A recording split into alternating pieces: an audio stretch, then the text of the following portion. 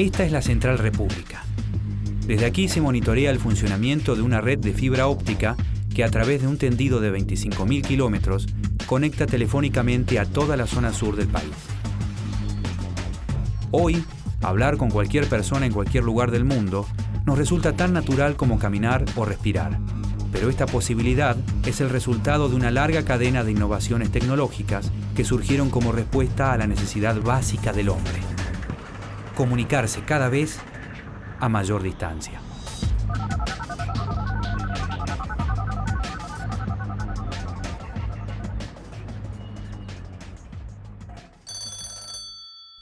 Este sonido se escuchó por primera vez en la Argentina el 17 de febrero de 1878. Ese día tuvo lugar la primera comunicación entre dos aparatos instalados en la sucursal de Telégrafos La Piedad y el diario La Prensa, situado a 6 cuadras de distancia. Carlos Cayol, jefe de telégrafos de la policía, y Fernando Newman, director de la sucursal de Telégrafos, hablaron y transmitieron música para un jurado que debía aprobar la experiencia.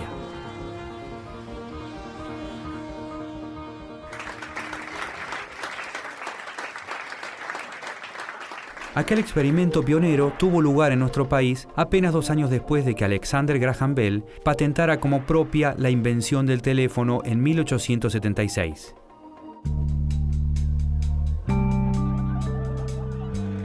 El teléfono fue el primer instrumento que permitió la comunicación a distancia de persona a persona, y su aparición cambió para siempre nuestra visión del mundo. El teléfono permitió una mayor concreción y rapidez en la toma de decisiones. Podríamos asimilarlo de alguna manera al impacto que tiene hoy en día Internet. Hubo una noción más concreta de las distancias. Mucha gente que no tenía teléfonos en las casas iba a un centro telefónico, allí se ponía a hablar, la comunicación no era muy buena, tenía que hablar un poco a los gritos y se escuchaba absolutamente todo lo que estaba diciendo. El impacto fue enorme. La nueva invención permitía comunicarse a distancia de un modo instantáneo, fluido y de manera personal, a diferencia del telégrafo, que necesitaba de intermediarios. Rápidamente el teléfono cambió la forma de relacionarse de las personas y generó transformaciones profundas en la vida política, económica y cultural. Ayudaba tanto a la economía como a las sociedades a intercomunicarse, entonces había mucho optimismo en cuanto a los beneficios que podía llegar a producir el teléfono. Hay permanentemente un doble juego. Por un lado, el uso social, la eficacia y el acercamiento de los mundos que provee el teléfono. Y por otro lado también el alto valor simbólico que tiene su pertenencia.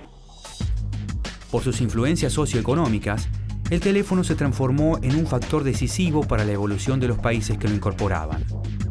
Aún en la actualidad, la cantidad de teléfonos instalados en un país es considerada uno de los principales indicadores de su desarrollo económico. El teléfono surgió en un mundo atravesado por profundos cambios en las formas de producción.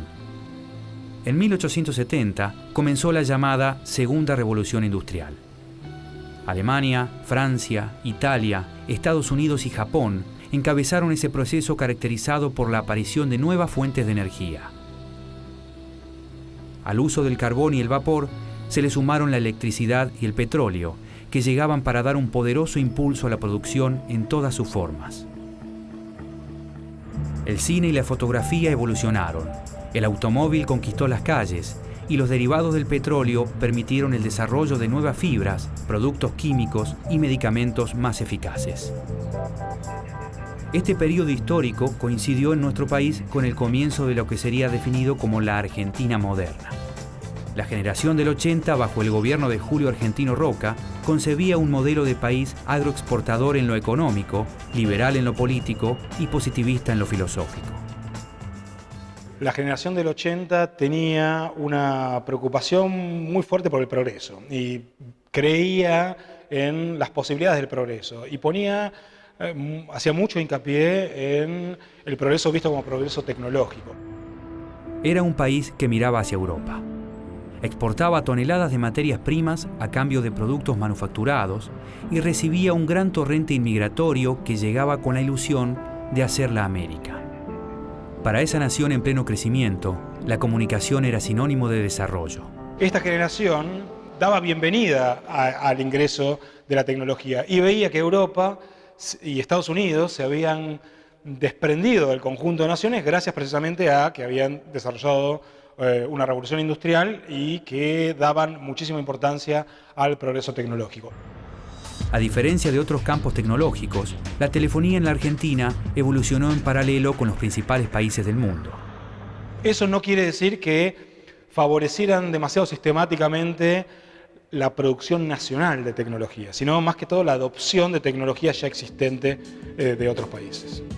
El 4 de enero de 1881 fue instalado el primer aparato en la casa del canciller Bernardo de Irigoyen y una segunda unidad en la residencia del presidente Roca.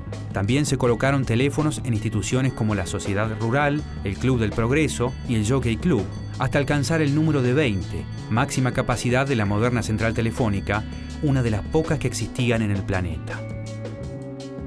En febrero de ese mismo año, el ministro del Interior, Antonio Del Viso, otorgó la primera concesión para operar el servicio telefónico a la compañía inglesa Gower Bell Telephone. A fines de 1881, Buenos Aires ya había superado las 200 líneas telefónicas.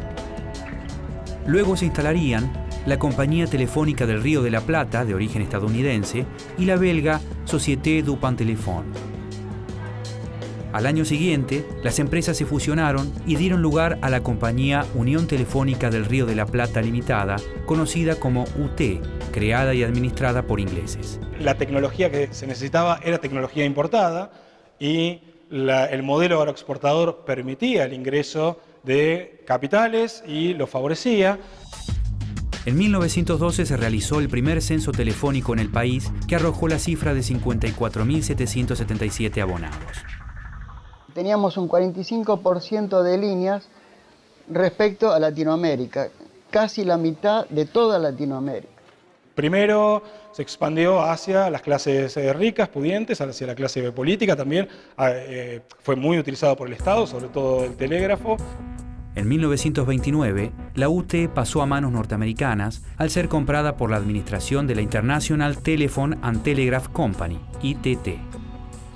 El 3 de septiembre de 1946, durante la primera presidencia de Juan Domingo Perón, la empresa fue intervenida por el Estado argentino y pasó a llamarse Empresa Mixta Telefónica Argentina, EMTA. Una decisión que reflejaba la importancia estratégica de la telefonía para el desarrollo del país. Desde su creación, la telefonía evolucionó en el país y en el mundo a un ritmo vertiginoso. Pero ¿cuáles fueron los pasos que llevaron a la creación de esta herramienta tan valiosa? El hilo conductor fue un simple cable, un cable eléctrico. La transmisión de electricidad como punto de partida permitió a Samuel Morse patentar en 1838 el antecedente inmediato del teléfono, al que llamó telégrafo. Este sistema permitió por primera vez enviar mensajes codificados a partir del desarrollo de dos ideas innovadoras: la máquina manipulador hilo transcriptor, un dispositivo para transmitir señales eléctricas que al ser recibidas eran volcadas sobre una banda de papel, y el código Morse, un sistema simple que con solo dos signos, un punto y una raya, permitía representar todas las letras del alfabeto y las cifras del 0 al 9. En nuestro país, la primera comunicación telegráfica se remonta al sábado 27 de agosto de 1857, cuando el Ferrocarril del Oeste inauguraba su primer ramal y simultáneamente ponía en marcha su propia red telegráfica para controlar el servicio. Córdoba, por ejemplo, fue la primera ciudad que tuvo una estación automática de teléfonos, Rosario también. Los cables coaxiales que unían Buenos Aires con Rosario, Buenos Aires con Mar del Plata, fueron los primeros coaxiales que colocó Siemens en el mundo. Las ciudades importantes del país, no solamente Buenos Aires, estaban muy necesitadas, muy ávidas de esta nueva tecnología. El teléfono, instrumento superador del telégrafo, tiene un mecanismo algo más complejo basado en 3 pasos. La transformación de la voz captada por un micrófono en una señal eléctrica, el transporte de esa señal eléctrica hasta un segundo teléfono y la recomposición de la voz a través del parlante del segundo teléfono. Las ondas sonoras hacen vibrar un diafragma montado sobre una bobina metálica que se mueve sobre la base de un imán y genera una corriente eléctrica. Esta señal viaja a través de materiales conductores, los cables, que funcionan de a dos. Un hilo que transporta la electricidad desde un punto A hasta uno B y la vuelta desde el punto B al A para cerrar el circuito. Las primeras instalaciones telefónicas utilizaban los cables metálicos de la red telegráfica. La transmisión se realizaba a través de un solo hilo, mientras que el retorno se realizaba por tierra. Con este sistema, ya en 1881, se realizó la primera conexión de larga distancia en nuestro país. El canciller Bernardo de Irigoyen se comunicó desde su estancia en la localidad de Chivilcoy con el presidente Julio Argentino Roca en la Casa de Gobierno. Pero las redes telegráficas, que eran apropiadas para transmitir pulsos, provocaban interferencias en la señal telefónica, sobre todo a medida que aumentaba la distancia. Esto llevó a construir nuevas redes de dos hilos, los famosos pares telefónicos. A mediados de 1880 se montaron los primeros enlaces entre distintas ciudades de Estados Unidos. A medida que la naciente industria telefónica avanzaba, surgieron nuevos problemas y nuevas soluciones. Y en 1887 se inauguró en nuestro país uno de los primeros tendidos telefónicos subfluviales del mundo. Unía Argentina con Uruguay desde Punta Lara hasta Colonia, que se colocó en la misma época que se estaba colocando un cable que unía Francia con Inglaterra. La incorporación de bobinas a intervalos regulares en los tendidos aportó una gran mejora en la calidad de la audición. Esta técnica fue bautizada con el nombre de pupinización, en reconocimiento a su creador Michel Pupin.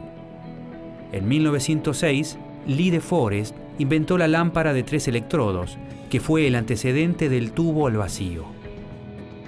Estos amplificadores de sonido para líneas telefónicas permitieron, mediante la instalación de repetidoras, ampliar las distancias a cubrir sin necesidad de usar conductores de gran diámetro. El primer conmutador, instalado en 1878 en Connecticut, Estados Unidos, se operaba manualmente y aceptaba un máximo de 21 aparatos conectados entre sí. El trabajo de la operadora telefónica consistía en atender al usuario que realizaba una llamada saliente y realizar la conexión con la línea del teléfono de destino. El aumento exponencial del número de líneas telefónicas demandó centrales cada vez más grandes atendidas manualmente por verdaderas legiones de telefonistas. Aún así, durante las horas pico se generaban importantes demoras en el servicio. Este sistema, costoso y plagado de dificultades, fue superado con la llegada de la conmutación automática. En 1892, Almon Strowger diseñó el primer conmutador electromecánico para 100 líneas. La nueva invención permitía, por medio de un pulsador en el teléfono, solicitar la comunicación a otra línea sin la intervención de operadoras. Mucha gente se queja, y creo con razón, acerca de cómo en Internet aparece un montón de facetas de la vida privada de los individuos que querrían que no apareciera. Bueno, en ese momento también el teléfono se veía con cierta preocupación que podía llegar a eliminar la privacidad de las personas. Por ejemplo, las operadoras que conectaban a dos personas que querían hablar por teléfono tenían acceso a la conversación telefónica de esas dos personas. Eso provocaba problemas. En 1914 se instaló en la ciudad de Córdoba la primera central Strowger que funcionó en la Argentina y se complementó con otro nuevo dispositivo, el disco telefónico de 10 agujeros creado por Lars Magnus Ericsson en 1896. Pero hubo que esperar hasta 1919 para contar con un conmutador realmente eficaz. Se trató del sistema Crossbar, que permitía interconectar de manera automática a miles de abonados.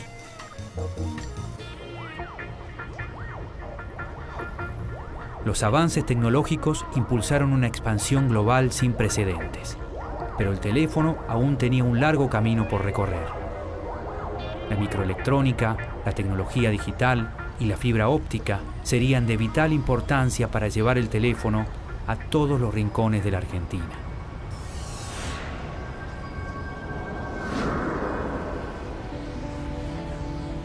El actual avance de las tecnologías telefónicas y el grado de hipercomunicación en el que vivimos ni siquiera era imaginado en las escenas más osadas de ciencia ficción de décadas pasadas. Fue una historia protagonizada por hombres, empresas y gobiernos que llega hasta nuestros días.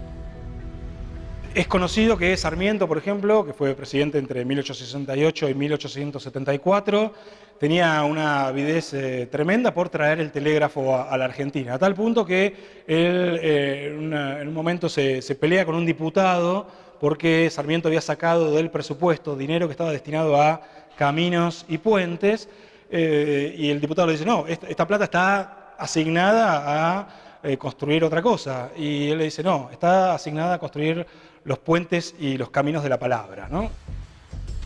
En 1924, tras un minucioso estudio de la demanda hecho casa por casa, la Unión Telefónica presentó el primer plan fundamental para la red telefónica de Buenos Aires. Un plan fundamental se puede dividir en la parte de planes, determina el dónde efectuar la obra, y una programación, es decir, determinar el cuándo una obra es prioritaria con respecto a otra obra. En 1930 se propuso un plan para la ciudad de Buenos Aires, que proyectaba la instalación de 22 edificios y 26 oficinas centrales de 10.000 líneas de capacidad máxima cada una. Un plan fundamental a largo plazo tiene en cuenta 20, 30, quizás 40 años. Al plan maestro de 1930 le siguieron otros en distintas etapas, de acuerdo al crecimiento de la ciudad y la incorporación de zonas antes despobladas. En una época donde los cambios tecnológicos son tan acelerados que cada 6 meses está cambiando una técnica, tener un plan a 20 años es una barbaridad. Sin embargo, no es así, porque obtener un objetivo no quiere decir que vamos a mantener ese objetivo, sino que hay revisiones a mediano plazo y a corto plazo. A mediano plazo puede ser 10 años o 5 años, y a corto plazo puede ser 1, 2 o 3 años.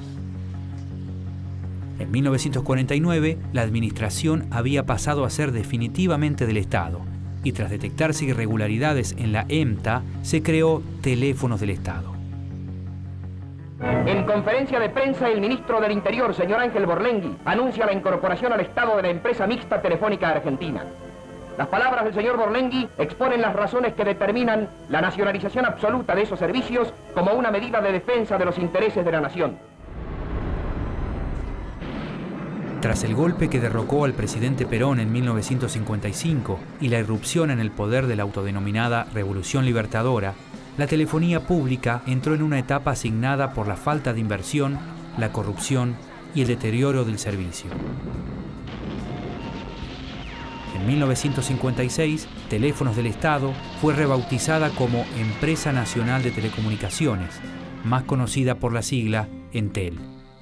Fue muy criticada la época de Entel, sobre todo en los últimos años, puesto que el servicio era muy malo, pésimo, ya que no se brindaba nuevos servicios. Realmente se estaba requiriendo que se mudara un abonado o se muriese para conseguir una vacante del par telefónico y poder liberar un nuevo abonado. La demanda telefónica continuaba insatisfecha y el tráfico de comunicaciones, cada vez más intenso, generaba verdaderos cuellos de botella. Hablar por teléfono en las horas pico era virtualmente imposible. En 1982, con el país nuevamente en manos de una junta militar, comenzó la instalación del primer cinturón digital de Buenos Aires. Ese nuevo sistema consistía en crear otras 3 centrales de concentración en suburbio mediante fibra óptica, unir con las 3 de capital y crear justamente un cinturón digital. Con estas 6 concentraciones se pudo suplir el problema y a su vez contar con una red digitalizada, una de las primeras del mundo. Durante más de 40 años y a lo largo de distintos gobiernos, la telefonía argentina fue administrada por el Estado. En 1990 se aprovechó un contexto de creciente demanda e infraestructura deficitaria para entregar los teléfonos nuevamente a manos privadas. El presidente Carlos Menem, a través de su ministro de Obras Públicas, José Dromi, transfirió el capital completo de Entel y todos sus activos a dos operadores monopólicos, Telecom Argentina y Telefónica de Argentina, que hasta hoy siguen gestionando el servicio. El mayor rédito de estas empresas fue, además de haber tenido una red ya casi madura, casi terminada, el contar con algo que en esos momentos no se esperaba, un cambio tecnológico tan grande. Las modernas redes e instalaciones que llevan el teléfono a cada vez más hogares del país y del planeta son el resultado del sorprendente avance tecnológico de los últimos 50 años. La primera tecnología eran centrales que se llamaban paso a paso, unas centrales muy grandes, muy ruidosas y que ocupaban mucho espacio. A partir de 1960, el desarrollo de la industria electrónica tuvo un gran impacto en la telefonía. Los voluminosos dispositivos electromecánicos que usaban los conmutadores fueron reemplazados por microchips. Para darse una idea, no sé, por ahí una paso a paso de 10.000 clientes ocupaba todo un edificio y hoy eso por ahí está en algunos racks de equipo nada más. En la década de los 70, las innovaciones tecnológicas aceleraron su ritmo y el mundo entró en la era digital. En una central paso a paso la llamada se podía decir que se veía, porque vos veías cómo se iba moviendo todo y estabas mirando y veías físicamente lo que estaba pasando. En cambio, en una central digital vos ves una caja cuadrada y pasa todo ahí adentro.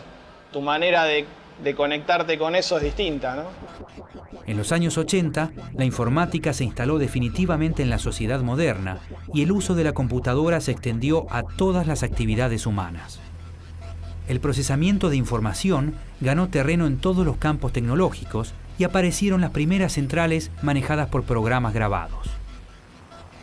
Un mundo digitalizado con un tráfico de información en continuo crecimiento requería medios de transmisión y conducción más eficientes. La respuesta tecnológica se hizo presente con la fibra óptica. Es un vidrio, por decirlo de alguna manera, que tiene la capacidad de transmitir, en vez de transmitir agua, transmite luz porque la luz no se dispersa, rebota en el borde y se va extendiendo y se va propagando por la línea sin atenuación. Y ese es el mérito. En los últimos tiempos, la integración de la telefonía con la informática permitió el desarrollo de nuevas modalidades de atención comercial como el call center. Este doble juego de mercancía y uso social acompaña los orígenes mismos del teléfono. En el año 2008 había algo más de 9 millones de líneas telefónicas en funcionamiento en todo el territorio nacional, casi el triple que en 1990. Hoy en la Argentina hay aproximadamente una línea de teléfono cada 4 habitantes, un promedio levemente superior a la media mundial. En la última década, la demanda de servicio telefónico fijo, que había crecido en forma sostenida durante 120 años, experimentó una merma, originada por la expansión del celular, que alcanzó más de 6.000 millones de líneas en el mundo, y por la aparición de la telefonía por Internet, que se perfila como la modalidad dominante. La familiarización con las nuevas tecnologías que van apareciendo y que es un proceso que no se puede detener, no tener un ojo muy metido en eso también es un peligro muy serio. El hombre se propuso comunicarse a distancia. Hoy puede hacerlo a cualquier lugar del planeta. El teléfono no solo cambió la forma de comunicarnos, sino la manera en que vivimos, y abrió un mundo de posibilidades y desafíos que parecen no tener límites. En el mundo de los negocios, los minutos valen oro y hasta los segundos son preciosos. Nada como el teléfono, entonces, para concretar un buen negocio con rapidez. ¿Pero qué? ¿No da con la persona que busca? Claro. Si está librando todo a su memoria, si está adivinando el número, perdiendo el tiempo y haciéndoselo perder a los demás. Este otro genio también tiene buena memoria, pero a veces le falla. Y dale con la memoria. Y el tiempo pasa. ¡Qué buen negocio te estás perdiendo!